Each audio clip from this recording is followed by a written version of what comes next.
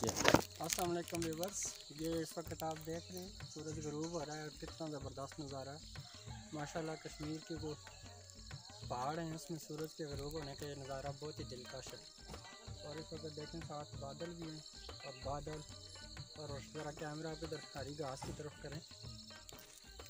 ये आप देख सकते हैं सब्ज़ा, दरख्त, पहाड़ और बादल, ये सब चीज़ों का इंतज़ार कितना अच्छा लग रहा है। बस ये आप सामने देख रहे हैं जो दरख्त है टुकंग, और इसको आप देसी ज़बान में तो नाक बोला जाता है। ये कश्मीर का बड़ा मशहूर फल है और माशाल्लाह बहुत लजीज भी है और बहुत रसीला भी। ये नाक बूटो है जो बहुत लजीज हुआ है ना। और वाकई में ये बहुत ज़बरदस्त, बहुत लजीज और बहुत रसीला फल है। और ये इस मौसम में, सावन के मौसम में तकरीबन अभी और 4-5 दिन के बाद ये सही अगर ये तो ना आ जाए चमगादड़ ना आ जाए फिर ये बहुत सही हो। ये चमगादड़ आ जाए ना फिर इन्हें पिंज खड़े हैं।